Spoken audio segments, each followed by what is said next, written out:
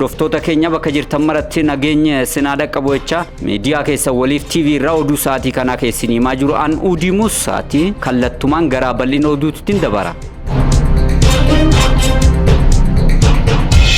Manni marii walga'ii idilee isaa geggeessaatti jira. Manni marii bakka bu'oota uummataa walga'ii idilee isaa geggeessaatti jira. Manni marii bakka bu'oota uummataa walga'ii waggaa jaffaa bara hojii shanaffaa isaa keessatti yaa'ii idilee 26ffaa geggeessaatti jira. Manni marichaa walga'ii idilee 26ffaa isaa irratti gabaasa oodiitii faayinaansii seeraa fi hojii manneen hojii mootummaa federaalaa bara baajata 2017 dhageeffachaa jiraachuun isaa ibsameeti jira. Gabaasa kana oodiitarri olaanaan federaalaa adde Masarat Daamxeedhaa hadiyeessan hoggaa ta'u. Hirrinni maallaqa callaa waggoota dabranii wajjin wal bira qabamee yoo ilaalamu hirrachaa akka dhufee fi itti fayyadamuun kafaltii elektirooniksiidhaatis ammoo kanaaf qooda guddaa gumaachuu ibsaniiti jiru. Herreega galii ilaalchisee manni marichaa herreega galii gibiraa fi qaraxaa hin sassaabamne birrii biiliyoona 6.8 akka jiru odeeffannoon mana marichaa irraa argame ni mul'isa. Kunis ammoo qaawwa sassaabbii galii irratti jiru kan agarsiisu jaameeti jira. Gara fuuldurattis hordoffii fi tattaaffin barbaachisaan taasifamuu akka qabu cimsanii dhaamaniiti jiru.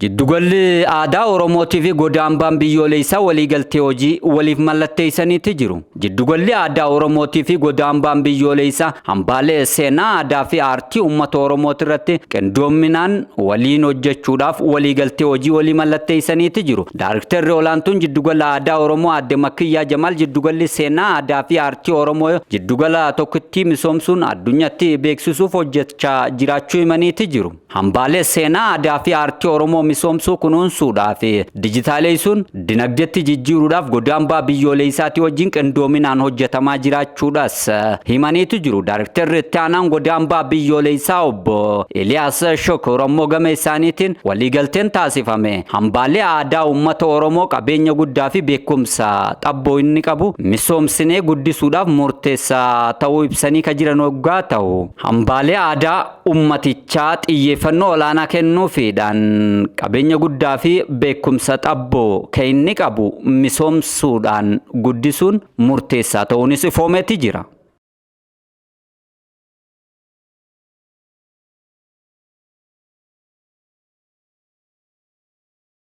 Somaliland leenjii waraanaa Israa'el irraa fudhachaa akka jirtu himteeti jirti. Somaliland leenjii waraanaa Israa'elitti fudhachaa akka jirtu ibsitee ka jirtu hoggaa ta'u dhimma buufata waraanaa Israa'eliif lafa isii Somaliland irratti kennaa jirti. Jau wal qabatee ammoo himata isirratti dhiyaataa jiru kana Somaliland guutumaan guututti haalteeti jirti. Israa'el Somaliland keessatti buufata waraanaa kan hin qabne ta'uudhaas hogganaan biyyattii jala sararanii ibsanii ka jiran yeroo ta'u humnoota poolisiitii fi humnoota waraana biyyattiidha leenjisaa jiraachuu ammoo ministeerri ittisa Somaliland Muhammad Yusuf Ali roobii kaleessaa beeksisaniiti jiru. Yusuf Ali qaama jila ergamaaf torban kana gara Israa'el malee keessaa tokko yeroo ta'u kunis daawwannaa jalqabaa pirezidaantiin Somaliland Abdirmaan Mohamed Abdullahi taasisan hordofe gama Yerusaalem deemuudhaan hoggantoota Israa'el wajjin dhimmoota garaagaraati irratti mariirra jiru jaameeti jira. Somaliland akka biyyatti eega ifiin if hogganu eegalte fi akka biyyatti eega if beeksisuu eegalte baroota 30 dabarsitee ka jirtu yeroo ta'u Somaliland osoo Israa'el beekamtii biyyummaan kenniniifiin dura Itoophiyaan waliigaltee hulaa galaanaa isii argachiisuu danda'u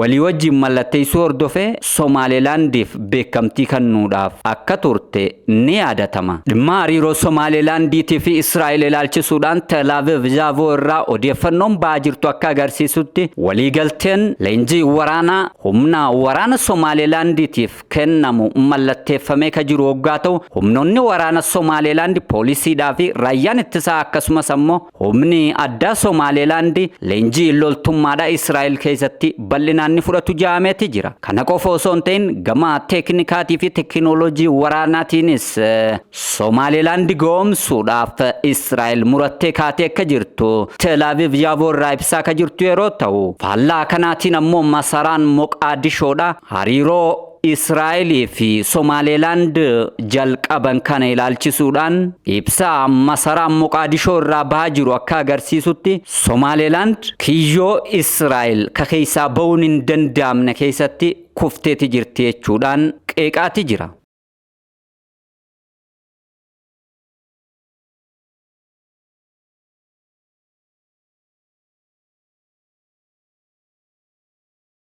Ajajaan waraana Soomaaliyaatii fi ajajaan raayyaa ittisa Ijipt tumsa waraanaatii fi deeggarsa humna nagaa gamtaa Afrikaa irratti mari'atan. Ajajaan waraana Soomaaliyaatii fi ajajaan raayyaa ittisa Ijipt dhimma tumsa waloo irratti mari'achuun isaanii ifoomeeti jira. Ajajaa olaanaan waraana Soomaaliyaatii fi raayyaa ittisa Ijipt hariiroo nageenyaa cimsuudhaaf magaalaa Moqaadishootti marii gaggeessan hoggaa ta'u, kunis ammoo yeroo Soomaaliyaan cimsa nageenya isiidhaa ariifachiisaa jirtutti fi lola Al-Shabaab irratti geggeessitu cimsitee itti fuftee jirtutti, akkasumas ammoo yeroo Soomaaliyaan Somaalilaand wajjin hudha wal qabdee jirtutti ta'uun isaa ifoomeeti jira. Hariiroon ittisaa humna waraana Ijiptii fi humna waraana Soomaaliyaa jidduutti mallatteeffamuudhaaf jiru kun ammoo hariiroo haleellaa shororkeessummaadhaa maqsuudhaa fi tattaaffii Al-Shabaab naannicha dhuunfachuudhaaf taasisu dhabamsiisuu, akkasumas ammoo nageenya waarawaa biyyattiidhaa fi naannichaaf mirkaneessuu irratti fuulleeffate akka ta'e ifoomeeti jira. Akka Hiraan Online gabaasetti ajajaan waraana biyyoolessa Soomaaliyaadhaa Meejor Jeneraal Muhammad Mahamudii fi bakka bu'aan raayyaa ittisa Ijipt Meejor Jeneraal Ahmad Fatiidhaa wal arguudhaan qaamaan Moqaadishoo keessatti dantaa biyyoota lameenii irratti eega mari'ataniin booda ammoo waliigaltee tumsa waraanaa barbaachisaa tolfachuudhaan fuulduratti wajjin deemuuf waliigaluu isaanii ibseeti jira. Marii kana keessatti leenjii waraanaa, deeggarsi ijaarsa dandeettii humnoota Soomaaliyaatii fi hojiilee tumsa ijaarsa ergama deeggarsaa fi tasgabbii gamtaa Afrikaa kan Soomaaliyaadhaa irratti waliin hojjechuudhaaf waliigaluun isaanii ifoomeeti jira. Dabalataanis hariiroon ittisaa bal'aa ta'ee fi carraaqqii Soomaaliyaan cimsa ergama gamtaa Afrikaa irratti godhamu hordofuudhaan itti gaafatamummaa nageenya biyyoolessaa caalatti fudhachuudhaaf akkasumas duula finciltoota Al-Shabaab irratti geggeeffamaa jiru itti fufsiisuu irratti waliigalteen kun kallattiin kan fuulleeffate ta'uun ibsameeti jira. Walitti dhufoonni dhiyeenya kana Moqaadishoodhaa fi Kaayiroo jidduutti uumame kun ammoo hagayya bara 2024 keessa biyyoonni lameen waliigaltee tumsa ittisa leenjii waraanaa, deeggarsa meeshaalee waraanaatii fi caalatti waliin hojjechuu irratti waliif mallatteessuu isaanii hordofee ta'uun kan yaadatamudha.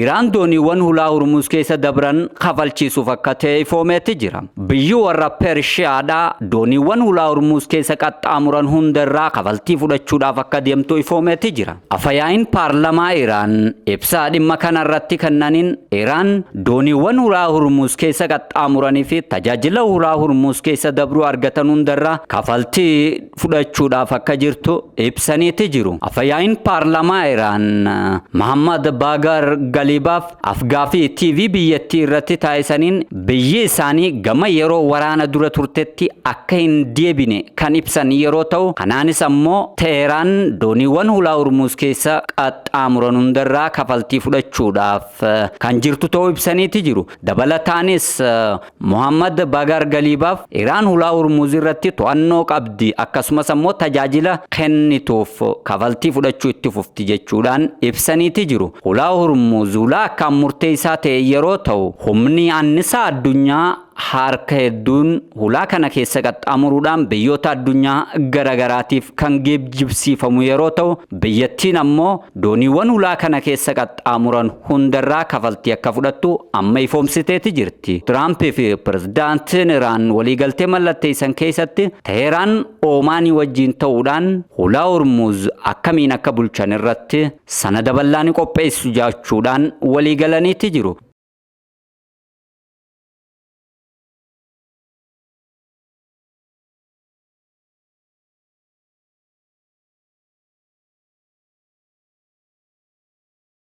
Pirezidaantiin Ameerikaadhaatii fi Iraan waraana dhaabuudhaaf waliigaltee mallatteessan. Pirezidaantiin Ameerikaatii fi Iraan waliigaltee nagaa tan jalqabaa waraana dhaabuudhaaf gargaartu mallatteessaniiti jiru. Waliigalteen tun ulaa Hormuz banuu Iraan deebisanii ijaaruudhaaf Ameerikaan doolaara biliyoona 300 akka kennitu akkasumas ammoo US qoqqobbii Iraan irra keessee turte akka kaastu kan if keessatti hammatee jiru waggaa ta'u kana maleedas ammoo dhimma niikulara irratti guyyoota 60 booda akka mari'atan waliigaltee kana keessatti hammatameeti jira. Pirezidaantiin Ameerikaadhaa Doonaald Tiraamp waliigaltee kana yeroo walgahii biyyoota dinagdeedhaan badhaadhan G7 irratti hirmaataa jiranitti masaraa Versailles irraa mallatteessanii ka jiran yeroo ta'u waliigalteen kun balaa dinagdee addunyaa mudate baraaruu irratti kallattiin kan fuulleeffate jaameeti jira.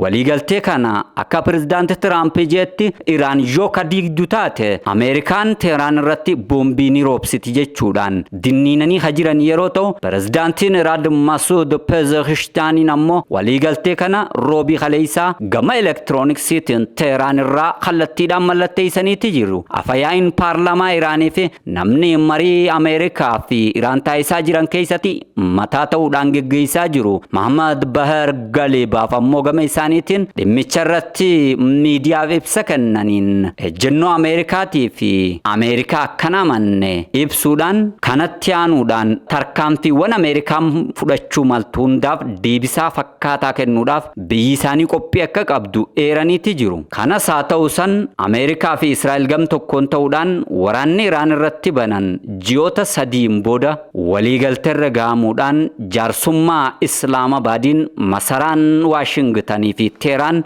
waliigaltee jimmata dhufu Jeneevatti argamuudhaan ni mallatteessu jaameeti eeggama.